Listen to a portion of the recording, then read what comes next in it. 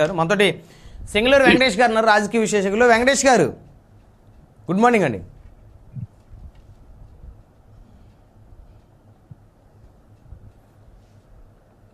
వెంకటేష్ గారు వినిపిస్తుందా నా వాయిస్ మీకు?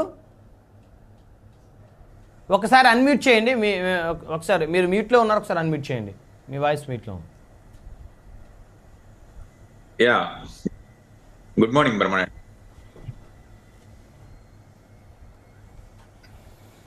వెంకటేష్ గారు, జనసేన అధినేత పిఠాపురం నుంచి పోటీ చేస్తున్నారని ప్రకటించిన తర్వాత పిఠాపురం నియోజకవర్గంలో తెలుగుదేశం పార్టీ కార్యకర్తల ముసుగులో జరిగినటువంటి నిరసన ఏ విధంగా చూడొచ్చు? వాళ్ళ వైసీపీ కోవట్లు అనొచ్చా, లేదా టీడీపీ హార్డ్ కోర్ శ్రేణులు అనొచ్చా? యా హార్డ్ కోర్ టీడీపీ వాళ్ళే అనాలండి. ఎందుకంటే అది సాక్షాత్తు వర్మ గారి ఆఫీస్ నుంచే జరిగింది కాబట్టి ఖచ్చితంగా అది టీడీపీ అభిమానులుగానే వాళ్ళని ట్రీట్ చేయాలి. కానీ జనసేన పార్టీ వాళ్ళు చెప్తున్నట్లుగా లేదా మరొకళ్ళు చెప్తున్నట్టుగా వాళ్ళేమి వైఎస్ఆర్సీపీ కోవర్ట్లు మాత్రం కాదనే నా అభిప్రాయం. ఇక రెండో విషయానికి వస్తే పవన్ కళ్యాణ్ గారికి పిఠాపురంలో పోటీ చేయాలి అని చెప్పేసి ఒక డెసిషన్ తీసుకోవటం, దాన్ని తెలుగుదేశం పార్టీకి గత 10 ఏళ్ల నుంచి కూడా 5 ఏళ్ల నుంచి అగ్రెసివ్ గా కష్టపడినటువంటి వర్మ గారి లాంటి అభిమానులు కానివ్వండి, వర్మ గారికి సంబంధించిన అభిమానులు కానివ్వండి, వర్మ గారు కానివ్వండి డైజెస్ట్ చేసుకోలేకపోతున్నారు.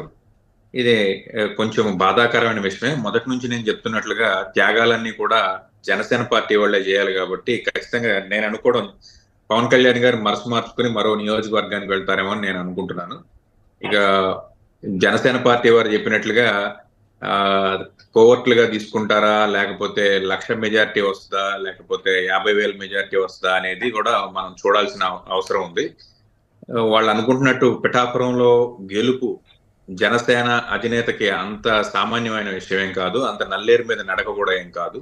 ఎందుకంటే గాజువాక భీమవరం నుంచి ఆయన ఓడిపోయి పిఠాపురం వెళ్తున్నారు. కానీ ఆయన ఏమి విజయ డంకా ముగించి పిఠాపురంలో వెళ్ళి పిఠాపురంలో కూడా తన స్థానికతను నిరూపించుకునే క్రమంలో ఏం లేరు. గెలుపు అనేది జనసేన అధినేతకి చాలా దూరంలో ఉంది.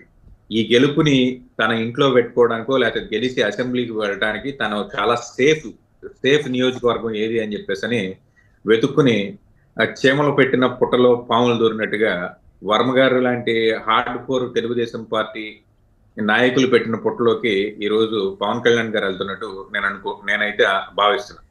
మొదటి నుంచి కూడా ఆయన స్థానికత అనే సమస్యని ఎదుర్కొంటున్నారు పవన్ కళ్యాణ్ గారు. ఆయన ఎక్కడో ఒక చోట ఈ నియోజకవర్గం నుంచి నేను పోటీ చేస్తాను అని చెప్పకుండా అదే సస్పెన్స్ లో పెట్టి ఈ రోజు సడన్ గా ఇలాంటి డెసిషన్ తీసుకోవటం వల్ల ఇవాళ ఈ పరిస్థితి ఎదురుపడింది. కాబట్టి ఇప్పటికైనా ఆయన కళ్ళు తెరుచుకుని ఏదో ఒక నియోజకవర్గానికి తన స్థానికతను నిరూపించుకుని అక్కడి నుంచి పోటీ చేస్తే ఆయన పరువు, జనసేన అభిమానుల పరువు, కాపుల పరువు కూడా కాపాడినవాడు అవుతాడని చెప్పేసి నా అభిప్రాయం. ఎస్ బ్రహ్మనాయుడు గారు. రైట్, మళ్ళీ వస్తాను మీ దగ్గరికి వెంకటేష్ గారు. మనతోటి శ్రీనివాస్ చౌదరి గారు ఉన్నారు, తెలుగుదేశం పార్టీ సీనియర్ నాయకులు, ఐటీవీ ఇంప్రెషన్. శ్రీనివాస్ చౌదరి గారు గుడ్ మార్నింగ్ అండి. వెరీ గుడ్ మార్నింగ్ బ్రహ్మనాయుడు గారు. ఏంటి శ్రీనివాస్ చౌదరి గారు, మొత్తానికి జనసేన అధినేత అన్ని త్యాగాలు చేస్తే ఆయన సీట్ దగ్గరికి వచ్చేసరికి ఏంటి ఎలా జరుగుతుంది? మొదట బ్రహ్మనాయుడు గారు మీకు మన ప్రైమ్ 9 టీవీ ప్రేక్షకులకి, వైఎస్ఆర్సీపీ నేత నారాయణమూర్తి గారికి, అలాగే జనసేన నేత సుధర్ గారికి, అనలిస్ట్ వెంకటేష్ గారికి నా తరఫున తెలుగుదేశం పార్టీ మొదటి నమస్కారాలు. రాష్ట్రంలో 3 పార్టీలు పొత్తుతోనే వైఎస్ఆర్సీపీ ఓడిపోయిన విషయం వాళ్ళు తెలుసుకున్నారు. ఈరోజు మీరు గమనించిన ఓటర్ సర్వేలు కానీ 18 నెట్వర్క్ సర్వేలు కానీ చూసిన తర్వాత పూర్తి స్థాయిలో జగన్మోహన్ రెడ్డి పార్టీ ఓటమి అంచుల్లోకి వెళ్ళిపోయింది. అయితే జనసేన, తెలుగుదేశం పార్టీ, బీజేపీ కలిసి రావడంతో ఎవరు ఎక్కడ పోటీ చేయాలనే అంశం పైన అధినేతలు కొన్ని నిర్ణయాలు తీసుకున్నారు. ఇప్పుడు జనసేన అధినేత మా నాయకుడే, బీజేపీ అధినేతలు మా నాయకులే. ఎందుకంటే ఉమ్మడి పార్టీ, ఉమ్మడి మేనిఫెస్టోతో ముందుకెళ్తున్నాం కాబట్టి ఇది పొత్తులతో కూడిన రాజకీయం. పిఠాపురంలో మీరు అన్నట్టు వర్మ కష్టపడి ఉండొచ్చు, ఖర్చు పెట్టుకొని తిరిగి ఉండొచ్చు, పార్టీ కోసం ఆదుకోరుగా తిరిగి ఉండొచ్చు. కానీ పార్టీ నిర్ణయానికి వ్యతిరేకంగా ఎవరు పనిచేసినా క్రమశిక్షణ చర్యలు తీయబడతాయి. ఆల్రెడీ పిఠాపురం నుంచి పోటీ చేస్తానని పవన్ కళ్యాణ్ గారు చెప్పిన తర్వాత ఇంటర్నల్ గా మాట్లాడుకోవాలి. నాకు సమస్య వచ్చింది, నేను ఎక్కడన్నా మారుస్తారని చెప్పాలి. పార్టీ అధినేత ఆల్రెడీ చెప్పిన తర్వాత కూడా ఆయన సిమ్లేకి రాకుండా కొంతమంది అభిమానులు బయట పంపించడం అనేది పార్టీ కొంచెం సీరియస్ గా తీసుకునింది. దీనిపైన మా నాయకుడు లోకేష్ గారు మాట్లాడారు, బాబు గారు కూడా మాట్లాడి వీలైనంత వరకు సర్దుమనడానికి ప్రయత్నం చేశాం. సరే, దీని మీద పుండు మీద కారణం లేదానికి కొంతమంది అనేక రకాలుగా ప్రకటనలు చేయొచ్చు, మీరంటే భూతత్వాలు పెట్టి చూడొచ్చు. ఇప్పుడు సుధీర్ గారు చెప్పారు చాలా విషయాలు, ఎందుకంటే ఆ స్థానికులు కాబట్టి. ఇదే కాకుండా మాకు ఇంకా ఉమా గారి విషయంలో కానీ, అనంతపురం పుట్టపర్తి విషయంలో కానీ, అలాగే పెనమలూరు విషయంలో కానీ జరిగినా సరే ఫోన్ చేసిన వెంటనే వాళ్ళు ఎక్కడికక్కడ సర్దుకున్నారు, వాళ్ళ సమస్యను పరిష్కరించుకున్నారు. ఈరోజు జనసేన, తెలుగుదేశం పార్టీ, బీజేపీ నాయకులు ఎవరైతే ఉన్నారో నిలబడుతున్నారో వాళ్ళందరూ మా ఉమ్మడి పొత్తుల నాయకులే. వాళ్ళు ఏది చెప్పినా మేము వినాలి, ఎందుకంటే అది క్రమశిక్షణ తప్పిన పార్టీలకి తప్పదు. కాకపోతే వాళ్ళ అభిప్రాయం చెప్పడం తప్పేం కాదు. నేను ఇవాటికి పోటీ చేయాలనుకున్నాను సార్, కష్టపడ్డాను, నాకేదైనా అకామిడేట్ చేస్తారా, లేదా ఇంకేమైనా ఆల్టర్నేటివ్ ఉందంటే దానికి బాబు గారు కానీ, పవన్ కళ్యాణ్ గారు కానీ, బీజేపీ వారు కూడా కానీ కూర్చొని ఆల్టర్నేటివ్ చాలా మందికి నాకు తెలిసి ఇప్పటి వరకు 94 ప్లస్ ఇప్పుడు 34 కలిసి 128 సీట్లు అనౌన్స్ చేసిన తర్వాత ఇంక పెండింగ్ ఉండేది మాకు టీడీపీలో 16. మిగిలిన వాళ్ళందరూ కూడా చాలా మంది లేరు కాబట్టి త్యాగం చేశారు అంటే త్యాగం చేయడం కాదండి పవన్ కళ్యాణ్ గారు. ఈ రాష్ట్ర ప్రజల కోసం ఆయన చేసిన పెట్టుబడి, ఆయన పడుతున్న కష్టం చిన్న కష్టం కాదు. ప్రభుత్వ వ్యతిరేక ఓట్లు చేతనని చెప్పిన మాట కట్టుబడి ఆయన అనేక రకమైన ఈరోజు రాష్ట్రాన్ని అందరిని కలపడంలో కీలక పాత్ర వహించాడు పవన్ కళ్యాణ్ గారు. అందుకే ఆయన రేపు ఎలక్షన్ జరిగిన తర్వాత ఆయన పార్టీ నేతలకు కానీ, ఆయన పార్టీ కార్యకర్తలు కానీ మాకు ఆల్రెడీ ఢిల్లీ కాన్ఫరెన్స్ చెప్పారు, మీరు ఇంకెక్కువ ఆశించద్దండి ఈ పోర్ట్ఫోలియో పదవులు కానీ, నామినేట్ పదవులు కానీ. పవన్ కళ్యాణ్ గారు వాడికి ఇస్తున్నటువంటి సర్వీస్ కే కాదు, ఈ రాష్ట్ర అభివృద్ధి కోసం చేస్తున్న అంశాలపైన వాళ్ళకి ఎక్కువ ప్రాధాన్యత ఇవ్వాల్సి వస్తుందని చెప్పి మాకు ఆల్రెడీ చెప్పారు. సో మేము ఎక్కడ దాని మీద బాధపడట్లేదు, ఎందుకంటే ఎస్ కరెక్ట్, మంచిదే. ఈ రోజు దుర్మార్గమైన ఈ రాష్ట్ర ప్రభుత్వం, అప్పుల పాలు చేసిన రాష్ట్ర ప్రభుత్వం, రాజధానిలో చేసిన రాష్ట్ర ప్రభుత్వం, సైకో తరంగా 70,000 కేసులు పెట్టి ప్రతిపక్షాలు వేధిస్తున్న ప్రభుత్వాన్ని దించాలన్నా, అమరావతి లేకుండా రాష్ట్రాన్ని నాశనం చేసే ప్రభుత్వాన్ని దించాలన్నా అందరికి కలిసి వచ్చారు. కానీ దానికి అనుగుణంగా పనిచేస్తున్నారు. ఈరోజు రాష్ట్ర ప్రజలు ఈ పొత్తుని ఆశీర్వదించారు. ముందు అద్భుతమైన పరిపాలన కోసం రాష్ట్ర ప్రజలు వేచి చూస్తున్నారు. సర్వేల్లో కూడా రిపోర్ట్స్ వస్తున్నాయి. కాబట్టి వైఎస్ఆర్సీపీ నాయకులు ఆ సాకులో కొంత కుల మీడియా కూడా కొన్ని బాణాలు వేస్తారు. వాళ్ళ మెయిన్ గేమ్ లో పడకూడదని కూడా మన పార్టీ అధినేతలు చెప్పారు. సో బాధ కలిగించిన నాయకుల్ని తప్పు పడట్లేదు, ఎందుకంటే నేనైనా మీరైనా ఇంకో చోట పనిచేసేటప్పుడు వాళ్ళు ఏదో ఒకటి ఆశించి ఇక్కడ ఖర్చు పెట్టుకుని తిరుగుతారు. కాబట్టి వాళ్ళు ఆశించడం తప్పు కాదు. అది వైఎస్ఆర్సీపీ నాయకులు కూడా 8 కృష్ణులు వదిలేరు, 1 కృష్ణుడు, 2 కృష్ణుడు, 3 కృష్ణుడు. వాళ్ళకు కూడా టెన్షన్లు వచ్చాయి, కానీ వాళ్ళే చెప్పుకున్నారు. కాకపోతే ఇక్కడ గొప్ప విషయం ఏంటంటే గొడవలు పడేది మా పార్టీ నాయకులతో మేమే గొడవ పడుతున్నాం తప్ప పార్టీకి హృదయం చేసి వేరే పార్టీకి వెళ్ళట్లా. ఇప్పుడు వర్మ పోతున్నాడని ఒక అనవసరమైన టాక్ వస్తాను, ఆయన చెప్తున్నాడు నేను ఆడికి పోను స్వామి, నేను ఎక్కడ ఉంటాను, నా గొడవ నా బాధ నాదని చెప్పుకున్నాడు. కాబట్టి దీన్ని రంగులు చిలువలు పొలవులు చేసి కథలు రాయడం అనేది కరెక్ట్ కాదు. మా పార్టీ నాయకులు ఎంత గొడవ పడినా, జనసేన నాయకులు గొడవ పడినా, బీజేపీ నాయకులు గొడవ పడినా ఇక్కడే గొడవ పడుతున్నారు. మేము వెళ్ళిపోతాం, రిజైన్ చేస్తామని. ఇప్పుడు 11 మంది ఎమ్మెల్యేలు, 8 మంది ఎంపీలు, 4 ఎమ్మెల్సీ రిజైన్ చేసినట్టు వైఎస్ఆర్సీపీ ఖాళీ అయిపోతుంది కదా, అట్లా కావట్లేదు కదా.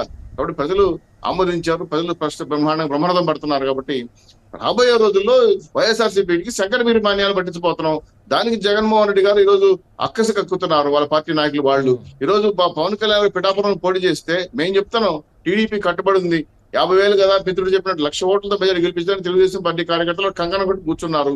మేము అదే విధంగా బీజేపీ నాయకులైనా, జనసేన నాయకులైనా, తెలుగుదేశం పార్టీ ఎవరు నిలబెట్టినా ఉమ్మడి అభ్యర్థి మా బాధ్యత అది.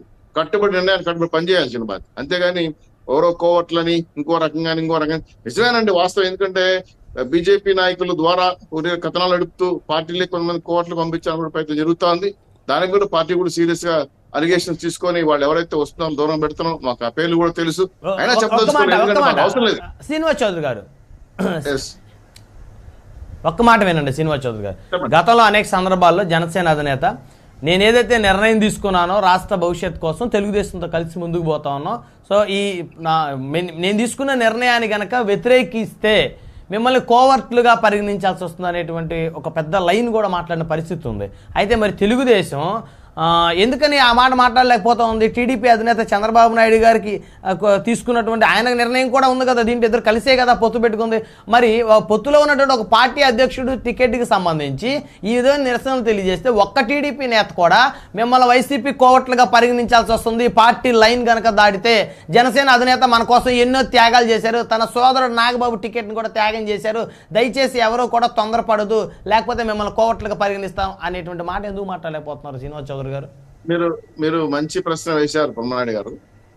జనసేన నేత పిఠాపురం నుంచి పోటీ చేస్తాను వెంటనే అక్కడ కొంత నిరసన తెలియజేసిన తర్వాత ఎవరైతే నిరసన తెలియజేస్తున్నారో వాళ్ళ క్లిప్పింగ్స్, ఫోటోలు, అదేవిధంగా ఎవరైతే గొడవలు కారణమైనారో వాళ్ళ అభిప్రాయాలు కూడా తీసుకొని పార్టీకి కోట్ చేసింది.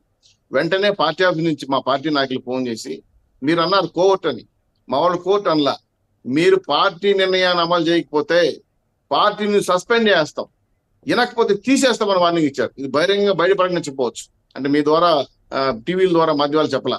ఇంటర్నల్ కాల్ కాన్ఫరెన్స్ లో మాట్లాడింది ఏంటంటే, పడకపోవడం వల్ల ఏమొస్తుంది శ్రీనివాస్ చౌదరి గారు, అది పడకపోవటం. ఇప్పుడు మీరు అన్నారు మామూలుగా అక్కడ జరిగినటువంటి వాళ్ళ వీడియోలు, ఆడియోలు, క్లిప్స్ ఇంకా అన్ని తీసుకున్నాం, పార్టీ దానికి సంబంధించి చర్చించింది, వాళ్ళకి ఇంకా అంటే వాళ్ళకి సంబంధించి వాళ్ళకి చెప్పింది, మీరు నిర్ణయాలు పార్టీ నిర్ణయం వ్యతిరేకిస్తే మిమ్మల్ని మేము సస్పెండ్ చేస్తామని చెప్పింది. ఇదే మాట బహిరంగంగా గనక పార్టీ తరపు నుంచి ఎవరో ఒకరు అధికార ప్రతినిధో, లేకపోతే ఎవరో ఒకరు ఒక ఎమ్మెల్యేనో, లేకపోతే లోకేష్ గారు, చంద్రబాబు గారు ఎవరో ఒకరు బహిరంగంగా మాట్లాడినట్టయితే నిన్నటి నుంచి ఇంత చర్చ. ఇప్పుడు వైఎస్ఆర్ కాంగ్రెస్ పార్టీకి ఒక మంచి ఆయుధం దొరికినట్టుంది. ఇప్పుడు వారు ఏమంటున్నారు, పవన్ కళ్యాణ్ గారిని చంద్రబాబు నాయుడు గారు ఓడించడానికి కోసం ఆయన ప్రయత్నం చేస్తారనేటువంటి నిందలు వేస్తూ కూటమిని విచ్ఛిన్నం చేసే క్రమంలో వారు ముందుకు పోతా ఉన్నారు. ప్రజలు కూడా ఇది నిజమేనేమో అని నమ్మేటువంటి పరిస్థితికి వచ్చిన పరిస్థితి. మరి ఇప్పుడైనా స్పందించి మరి అధినేతలు కనీసం మీడియా ముందుకు వచ్చి మాట్లాడితే బాగుంటుంది కదా. సరే, ఇది టీ కప్ లో తుఫాన్ లాగా సమసిపోయే సమస్య. దీని అవసరం మీరే అన్నారు, అవతల పార్టీ వాళ్ళకి ఆయుధాలు అందించాల్సిన అవసరం లేదు. ఇంటర్నల్ గా మాట్లాడాం. నాకు తెలిసి ఉదయాన్నే చాలా మంది కమ్మున అయిపోయారు, ఎందుకంటే వద్దులే పార్టీ నిర్ణయం కాబట్టి కామ్ అయిపోయారు. ఇప్పుడు కూడా బహిరంగ ఎందుకు వస్తున్నాం అంటే ఇంటర్నల్ పార్టీ సీట్లు సర్దుబాటు. ఇప్పుడు పవన్ కళ్యాణ్ గారు, బాబు గారు, బీజేపీ పెద్దలు కూర్చొని ఈ సీట్లు వాళ్ళకని డివైడ్ చేశారు. తర్వాత వాళ్ళకి కాకుండా ఏముండదు కదా, దానికి వ్యతిరేకంగా పనిచేస్తే మా ఉమ్మడి నిర్ణయాన్ని వ్యతిరేకించినట్టే కదా. పార్టీ నిర్ణయం వ్యతిరేకించినప్పుడు పార్టీ సీరియస్ గా అవుతుంది, చాలా సీరియస్ అవుతుంది.